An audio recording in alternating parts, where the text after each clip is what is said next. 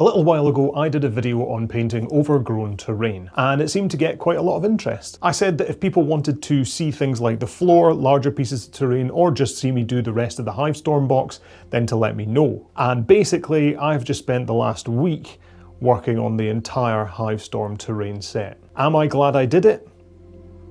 Yes. Did I just about kill myself at points? Also yes. Let's jump into it and you can see the whole thing come together. First things first, this is the piece I did for the previous video, and I tend to have that somewhere in eyeline so that I can make sure I'm not straying too far from that original work to avoid overworking certain parts or going too far in the wrong direction. And full disclosure, I have over 4 hours of footage here of me painting these, and total time to complete is kind of hard to work out, but I suspect it's probably close to 20 or 30 hours across a number of days. And I'm not telling you that to put you off, far from it, but just be prepared for a lot of painting the same stuff over and over. The alternative, of course, is to do one piece at a time, perfecting the process as you go, but what you gain in learning you might lose in consistency, but I'll leave that to you to figure out. The recipe for this is basically the same as part 1 of the video, but I will put the steps on screen and I'll talk through them all the same while we do this, and maybe we can dive a bit deeper into what's going on. Now you can see me laboriously building the pieces here. Just one thing to point out: when you're building these, I tended to cut the pieces pretty close to the model, and I was using my really sharp godhand clippers. This was so that I could avoid doing a huge amount of cleanup with a knife later. I did ultimately end up scraping some of the mould lines and removing some wee nodules from the clipper points, but only if they were going to stop a join being flush or make the piece wobble. So if you can't be hooped clipping off all the crappy wee bits, don't stress too much. You can cover those bits with moss or whatever later. You learn to pick your battles when you're doing a project of this size. Anyway, we all know that if you wanted to watch someone poke about with a bunch of grey stuff, you'd be watching that porno your grandfather made, so let's jump to the point where the bits are all primed. As a reminder, these were primed with Mechanicus Standard Grey from Citadel, but I ran out of that while priming these, so I switched to Colourforge Standard Grey, which is basically the same, to finish them off. Unlike most miniature priming jobs, you kind of want to cover these completely. I'm not saying drench them in primer, but you want to make sure that each piece has been sprayed all over, since you're going to be dry brushing right on top of this layer. There's not going to be any additional base coat, because that's just adding a redundant step in my book. Right, grab your Longbeard Grey dry brush paint from Citadel, or any very light grey will do the trick, and grab your Cryptic cabin dry brushes or whatever dry brush you prefer, and we can start bashing this all over. It took me a bit of time to get the amount right here, since I was finding I wasn't getting enough paint initially, and then I didn't want to have too much. But what I eventually found is that wetting a bit of kitchen towel and then dabbing the brush into that first, and then onto the paint, then wiping it off, gave me just enough moisture to make this less of a chalky finish, and just enough moisture to make this more of a nice coverage with the dry brush.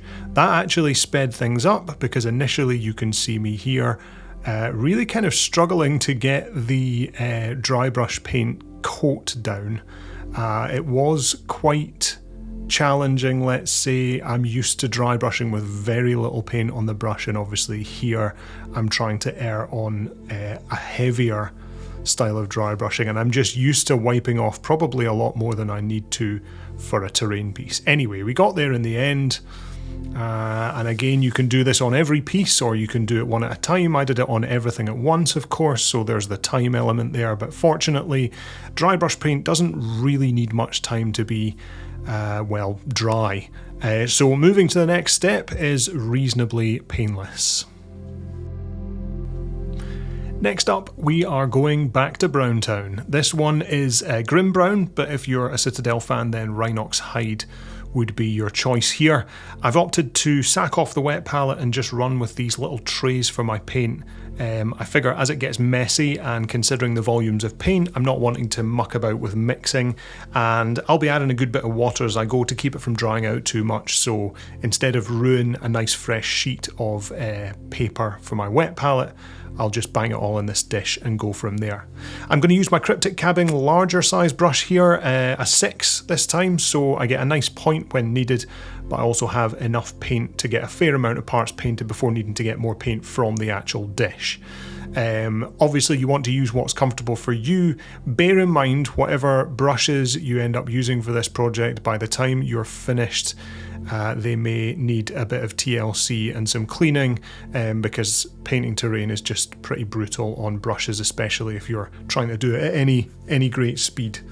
And you can notice here I'm doing these vertical struts in brown, and that is wrong. I didn't do that in the first one, so basically I got a bit carried away here. Because we're doing all round window frames, girders, things you'd expect to go rusty, and yeah, I wasn't looking at my reference piece from part 1 of the video.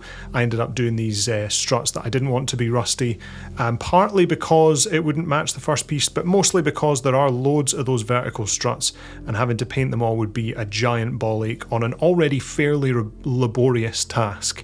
So I got some neutral grey, and did a quick repaint job on those ones, and yes, it's not the same colour, but and yes, the brown hadn't dried, so it goes kind of browny grey and a bit sort of manky looking, but once we've done everything, you will not notice. Trust me on that. There's going to be so many more parts to this that ultimately, like, yeah, getting that colour exactly right won't matter at this point.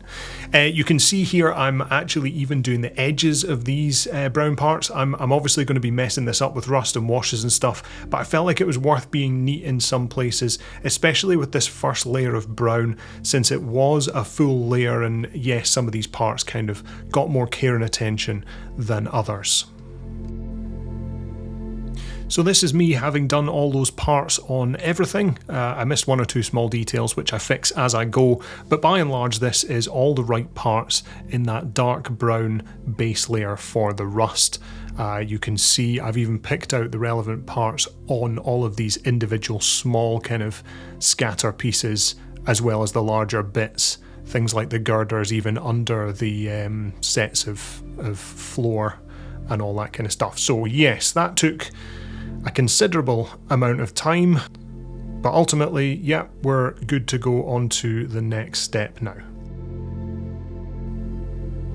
Mahogany brown, or Citadel's Doombull brown, is the next colour, and this is where we start to do that upper layer of rust before we get to the dry brushing over the top with silver. So I like to concentrate on the upper areas of each piece that's been painted brown.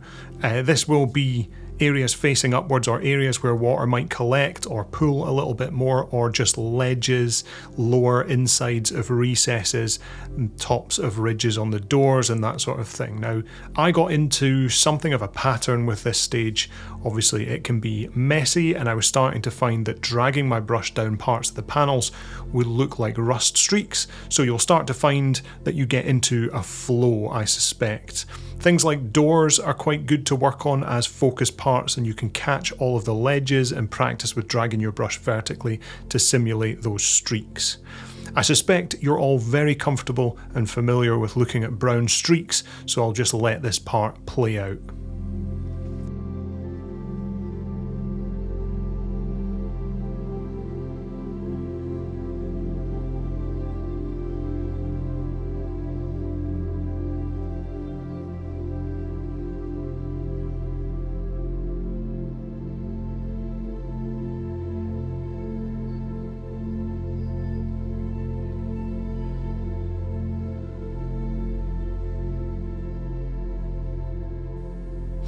Alright, so that's those parts done now. Browny orange rusty streaks are everywhere across all of the pieces, right across all the terrain, even the scatter stuff as well. You can see some pieces have more, some pieces have less. It just depends on the parts that you've already painted brown, I guess, in the first stage.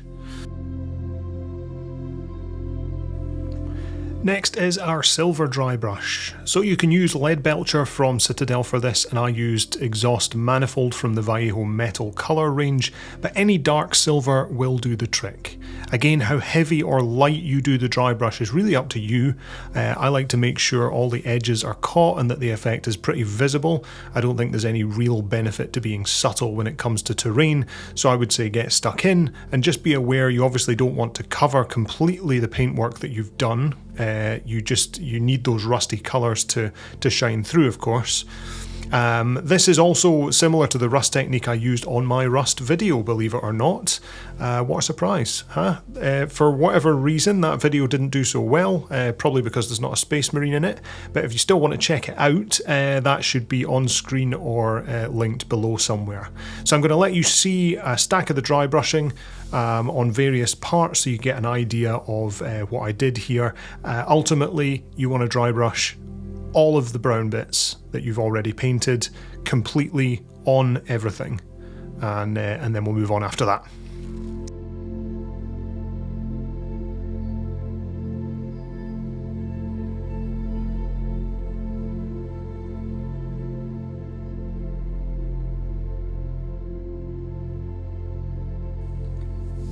Next up, we're going to tackle everything else that is metal. This time we're thinking brass or golden style metal, anything that might get a sort of patina effect, because we're going to use Nilakh Oxide on it all after this step. I'm on AK Interactive's Burnt Tin, which, by the way, is a really nice, rich, dark gold colour. As I was using this, it really went on super nicely. But yeah, all the light casings, hoods over the door controls, pipes, little control boxes, vent covers, radiators, as much as you like. This step is another that will take a while, since some of these parts are small and you'll want to get them fairly neat. But basically, yeah, it's going to take you some time, but you want to make sure that you get a reasonable amount of coverage on across all of the pieces of terrain.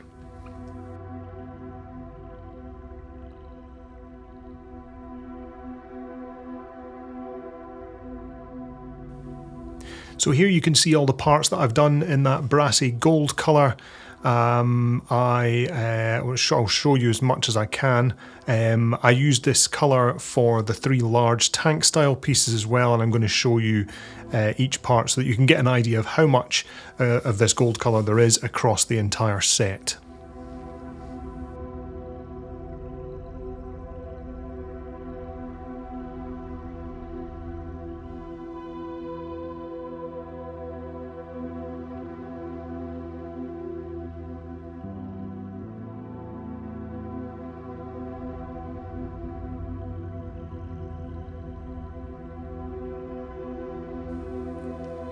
Next, I'm going to paint up all the little wires and tubes that are not metal in a black colour. Any black you like, Abaddon black, regular black, just, you know, nothing, you don't need to worry too much about this. This is just to differentiate them from the wall colours, but again, this will need a bit of time. Granted, there are less than the brassy parts, so I feel like each step here is taking less and less time, but yeah, all the wires basically. Granted, a lot of the challenge here was making sure not to kind of spaff black on all the other colours, or the walls where the wires were kind of often in recesses. That just meant lots of rotating and angling the parts to accommodate. But yeah, spend a bit of time looking at each piece and understanding where those wires are, and yeah, make sure they're all covered in black.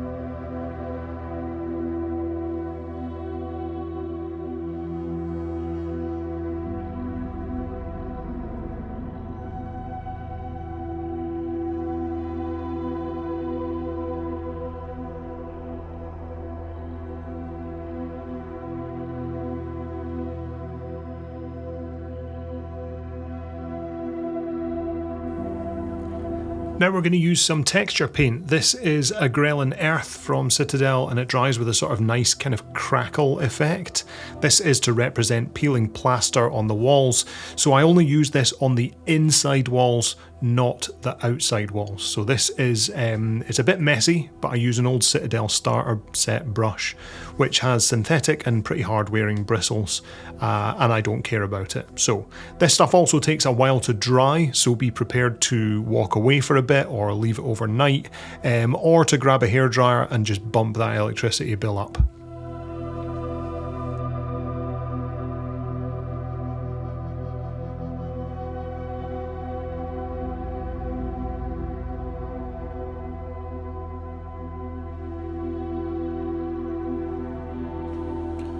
And here you can see all the inside walls that I used this stuff on. This is probably in various states of drying, but you can see it's not on the outside, it's just being used on the inside. I've stayed to within those panels, so those vertical struts are still that kind of blue, and you can see here things around the tanks, it's still not dry yet, so I'm being quite careful to touch it, again around the doors, but not on the outside. So it's worth making sure you know which is the inside and which is the outside of these building pieces before you go slapping this stuff on willy-nilly. Again, I've decided to be selective with where I put it on this taller piece, partially for a bit of variation and partially because I just got sick of applying it.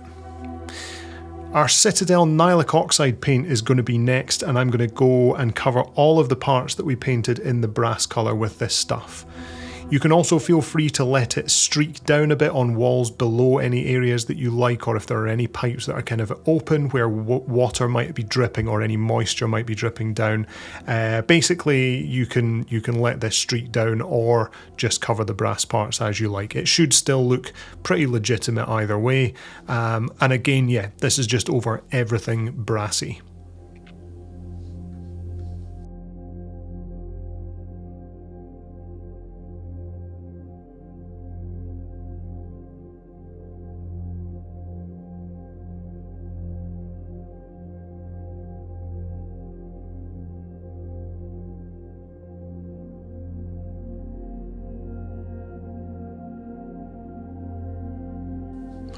It was once all this stuff was dry that I decided I'd put together the larger buildings so that I could figure out the flooring situation, and I used super glue here since plastic glue on top of paint isn't going to do much.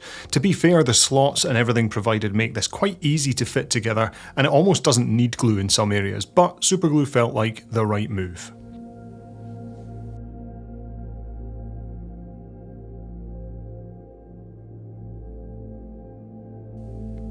So everything is now put together, looking pretty good. Even this piece, which I'd managed to successfully superglue to the cutting mat, you can watch me here try to wangle and prise it off, wishing I'd worn gloves while doing all of this. So now we're at the stage where anybody waiting for something different to the original video can get their fill.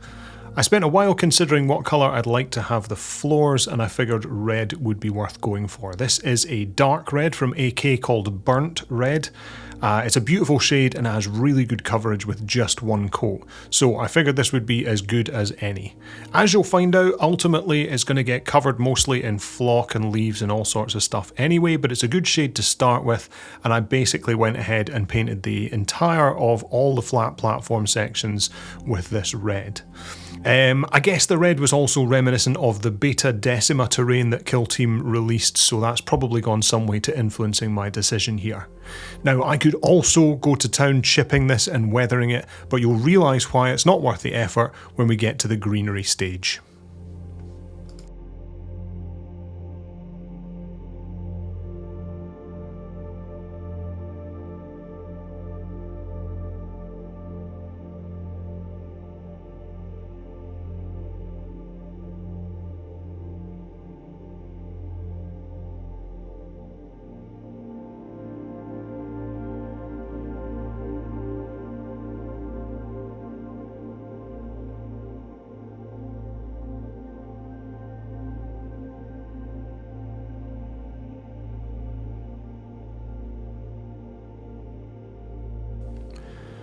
I also figured it would be worth spending the time and doing each of the tiny recesses in the floors. As much as it's a massive pain to end up having to dip your tip in every single hole going, it certainly didn't stop your dad.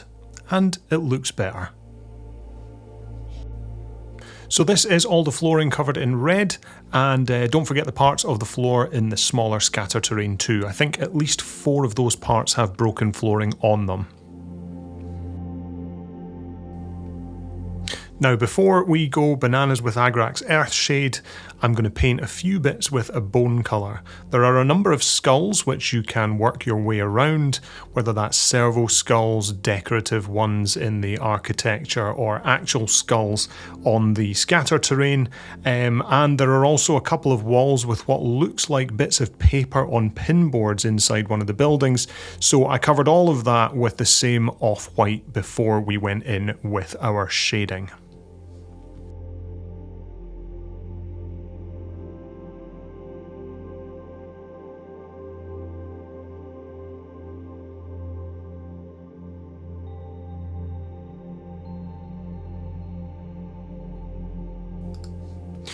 Then we are going in with Agrax Earthshade, or whatever your brown shade of choice is, over everything. Absolutely everything. Walls, inside and out, floors, scatter, the lot. Have at it. I'm going to show you me putting this on the smaller piece and a few other areas and a little bit of flooring just so you can see what sort of coverage to go for. Obviously, the thicker you go, the more haphazard you can be, but the more pooling you will end up getting. And the thinner you go, or the more cautious you go, the more you can kind of control this. So I stuck with that size 6 brush and just methodically worked my way around everything. There's no real huge crazy process to this, and it will become quite evident which parts you've covered and which you've not. It'll also become reasonably easy to hold as parts begin to dry, but it was worth having a glove or two just to make this a little bit easier.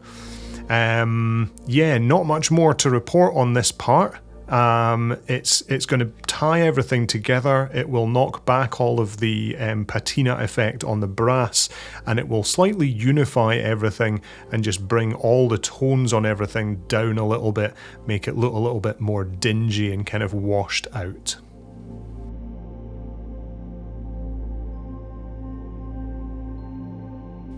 So as I was part of the way through this process with the washing, I found a few bits that I wanted to do in a kind of camouflage military green colour. So before I jumped in on the wash on these scatter pieces, I found 1 or 2 bits. There was a las gun on one of them, there was a small water can, I think, on one of them, and then also I thought I would differentiate the 2 storage boxes that are joined together by painting one of them in the camouflage green as well. It doesn't need to be an incredible coat of this stuff, it doesn't need to be super neat because you're going to wash over it anyway and it'll probably get covered in moss and all sorts of stuff, but the reality is just that little bit of differentiator in terms of colour will help, and the more that you can do this, the more it will bring it to life. But obviously the more detail you go into at this stage, the more you're probably going to lose your mind as you continue painting this, because by this point you've probably already spent, you know, hours and hours and hours painting these pieces. So entirely up to you, but I just wanted to put that in there as a bit of variation before I covered all of these with a wash, and then anything you paint's going to stand out a little bit more anyway.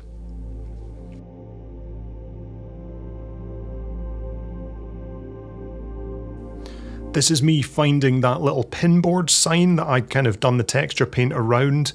I'd made sure not to go in there, so I got that bone colour and covered it in. You can see I've done the wash up to the side of this part, and I've left it to just cover this little pinboard with the 2 bits of paper, and then when that's dry I can finish doing the washes on the rest of this piece. So it was at this point I felt like I'd reached something of a milestone. All the parts had been washed and the fun stuff was about to begin. For this round I opted not to do any other green washes for streaks of moss or algae running down the walls, but of course you can easily add that wherever you like. Next up I was on to the windows.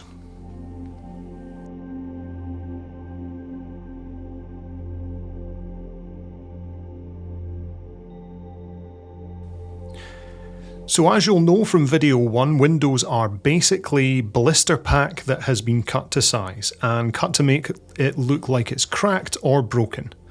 You can go to town here with this bit and get as creative as you like. I was measuring and adding my plastic from the first video, which I'd put watered down green paint on to look like algae, and it was all going very well until this happened.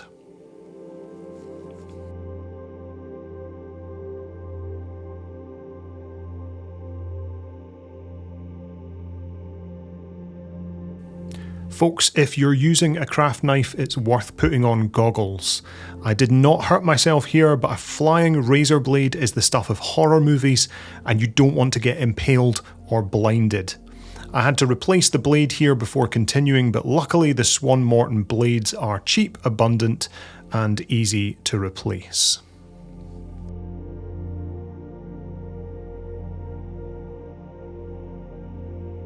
I decided instead of super glue, I'd use PVA here to fix the window panes on, and that seemed to work okay. It dries clear and it has good enough hold for these light pieces of clear plastic. I also figured I'd use the offcuts and some triangular pieces to make some shattered piles of glass inside the window on that piece of floor. So you can see here that I ended up popping down some PVA glue and I added those individual pieces of plastic in places that I thought would look reasonably convincing.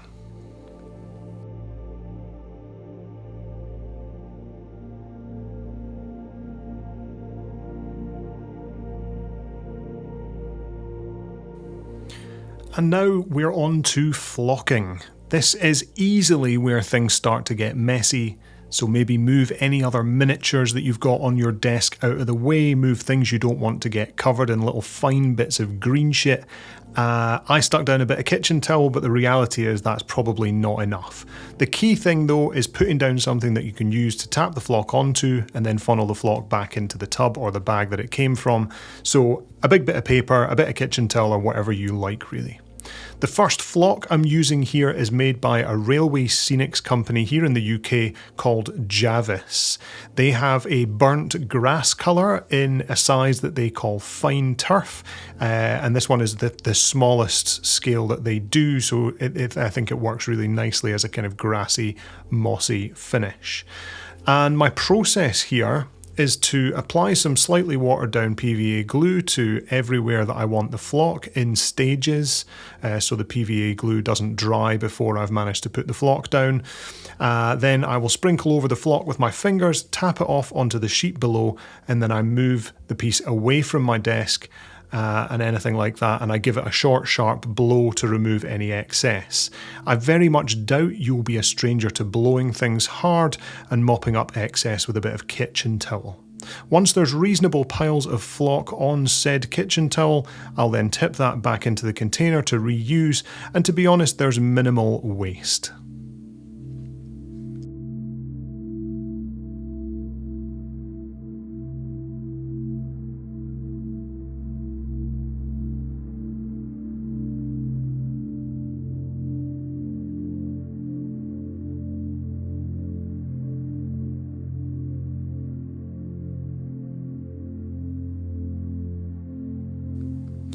You can see here I'm just putting PVA glue onto upward facing surfaces where I suspect there would be some sort of grass, moss or growth, so the lower parts of these recesses or the tops of ledges and so on. In some cases I'll also have it going up the walls, but this can be as creative as you like, and feel free to check plenty reference images at this stage of the process.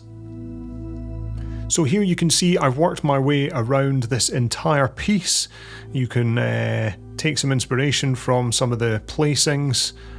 You can see a lot of the places I've tried to have it either grow up the walls or I've used it on top of various ledges. I've tried to keep it reasonably random and to think about the places where there might be water build up and use that to determine where the flock and the grass is going to go. But yeah, you can see kind of the overall effect from this first layer of flocking.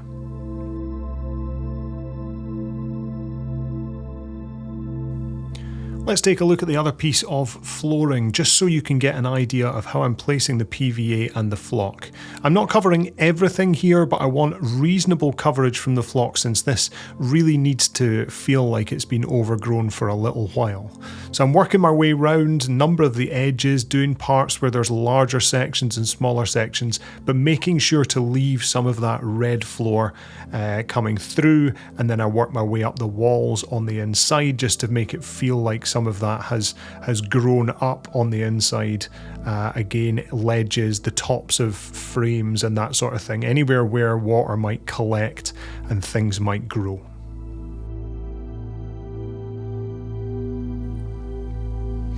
Once you've done everything with that first layer, you can move on to the second layer. This flock is slightly lighter in colour, is a different tone of green. Again, it's made by Javis, and this one is also fine turf, but this one is mid-green this time, and it actually feels less fine than the burnt grass colour. With this layer, I'm going to water the PVA glue down much more. I'd say at least 50-50 PVA to water. You could even put more water in there. You need it to not pull up the existing, possibly drying turf, and you want it to kind of soak in a little bit more, but still have enough tackiness to catch this next layer of flock as you lay it down. This step is a bit quicker again, since we are going to look at just putting this stuff more sporadically. You can see that I dot it about a bit more, and actually in some areas I press it down a little to make sure it sticks when I tip the piece up. Now we have what is really a nice two-tone flock, and we're just adding more depth to that overgrown feeling. As before, you can work your way around each of the terrain pieces doing the same, PVAing, flocking, tipping, blowing. Eventually, you should end up with a really nice set of well-flocked pieces.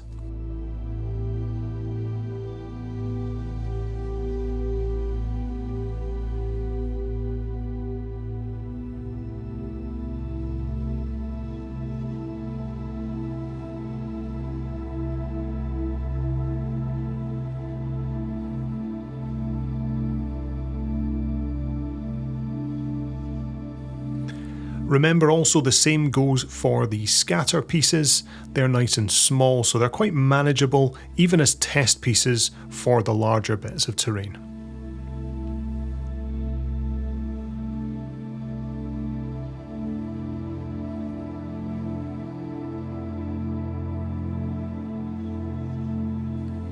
I'm also going to show you this on the other flooring piece here, just so you can get an idea of placement. You can see I'm kind of dotting that around, trying to keep it relatively sporadic, aiming for areas where there is already the first flock and just kind of looking to go sort of into the middle of those, maybe over the edges a little bit, and then sprinkling that second one in, and then tapping it off just to get a nice two-tone finish.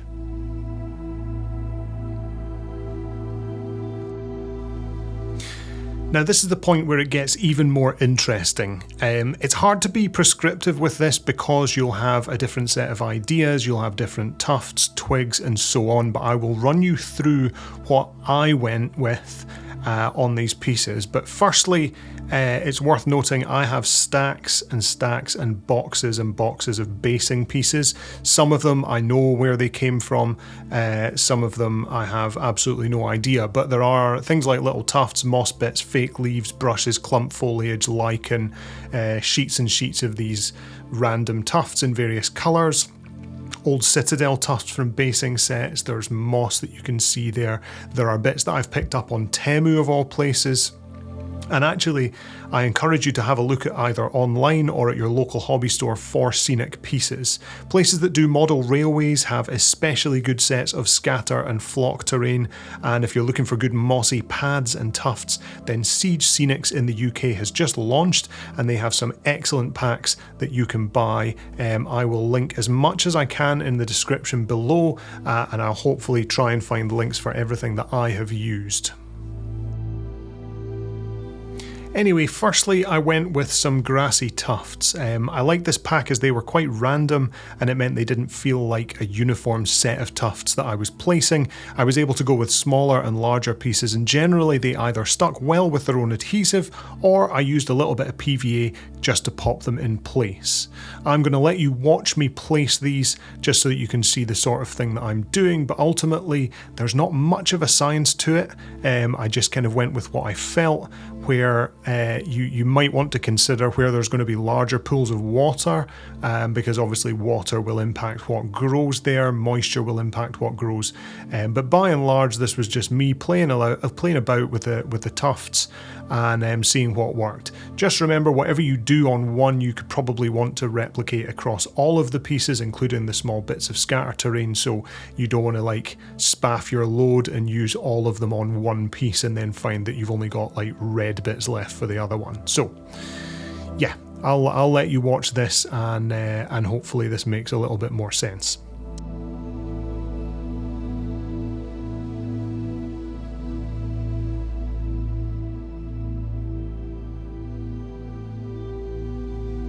Next up, and I am going to fly through this part, I tried to use some lichen. Now I really only ended up using a couple of bits of this kind of lichen stuff. It's really soft and it can look kind of like trees or bushes or something alien, and you just kind of rip it apart. Now it's obviously been coloured. I thought that the colour worked okay.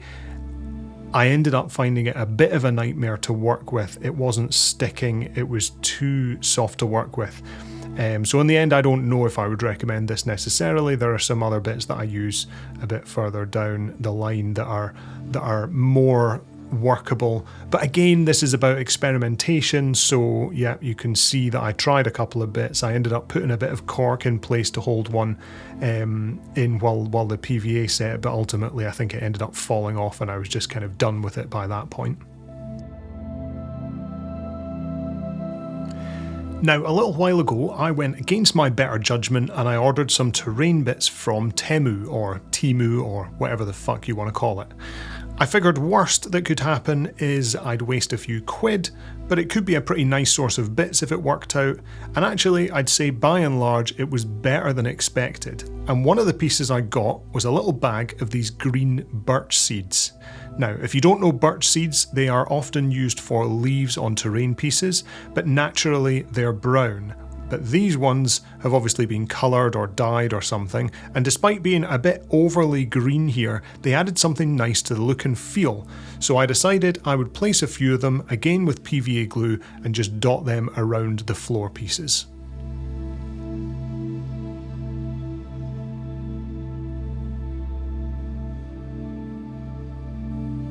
The next secret terrain weapon I've got for you is mixed herbs. These are ultra cheap on Amazon for a stonking great bag of them. You might even have some sitting about your kitchen, and they're all different shapes so you don't get the uniformity of birch leaves. And the bonus is they'll also make your terrain smell excellent, and I'm not even joking. Again, with PVA glue I popped some spots around the floor pieces and then I sprinkled mixed herbs on. More similar in application to the flock, they just add a bit more variation to the things on the floor.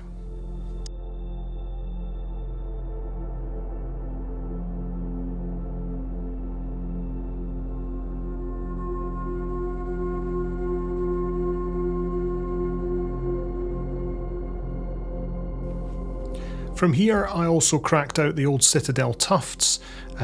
These ones have nice big sticky gel pads that they're on, so I was able to just pinch them off the sheet and then pop them in various different places. And actually the ones that had been flattened were even better, because then I could use the direction of the grassy parts to make it look like they were growing up, so I would put them in places like on walls. You can see here there's one, those are growing up the way, and yeah, the fact that the grass tuft had been flattened wasn't a big deal. It actually played into the advantages of using it.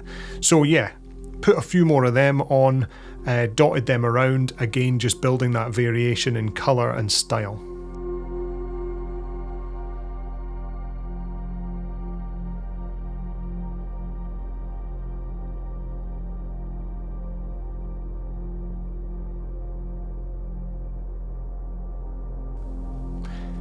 This next box of stuff was another Temu purchase. This was the thing that had actually burst in the Temu packaging and fuckled green clump moss and foliage all over everything in the container. And honestly, taking this out, I was really apprehensive about what the fuck I would use this for. Turns out, however, this shit was amazing.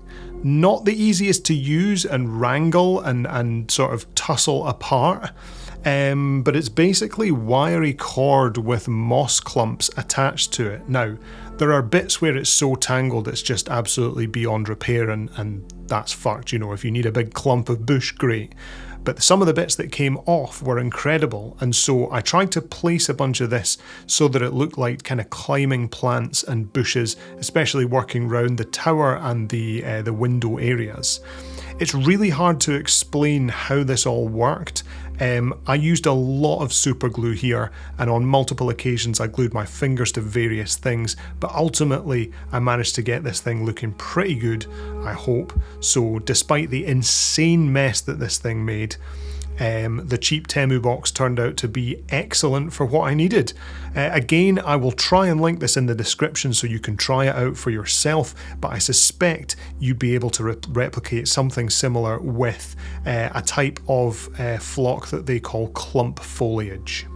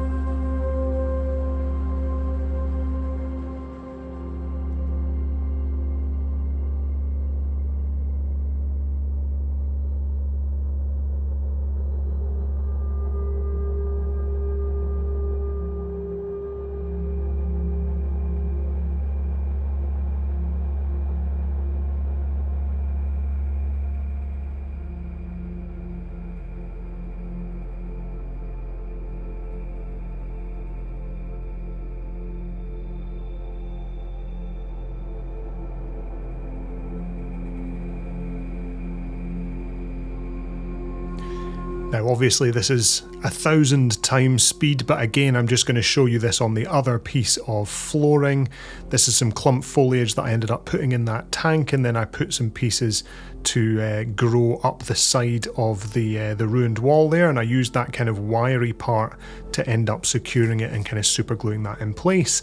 Then I put in some other tufts, as I did before, same colour tufts, same sort of clumps, and then I used some of the larger tufts from the old Games Workshop ones, put in a little bit of moss or two, and then we looked at putting in the leaves as well as the mixed herbs so that it smelt nice and looked good.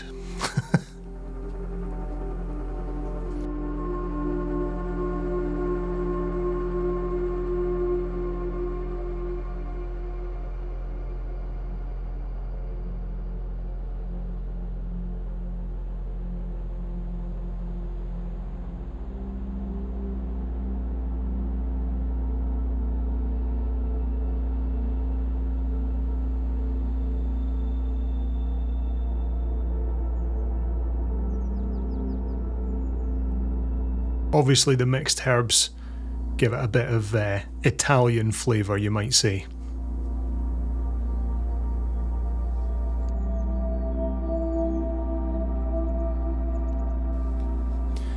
So yeah, honestly that's about it. I say about it, having spent a week at this on and off, so it's no small thing. But you could go further than I did quite easily. You could add more windows and broken glass, you could put in creeper vines, you could add larger trees and twigs growing around the place. You could go to town with various different types of flock and foliage and clumps, and the next step would probably be to make a board to hold all of this, which you could also paint and flock in the same way and really get this kind of atmospheric overgrown thing. But yeah, here are a few shots of my finished set, so hopefully you can get a reasonable sense of the final thing that's finished now.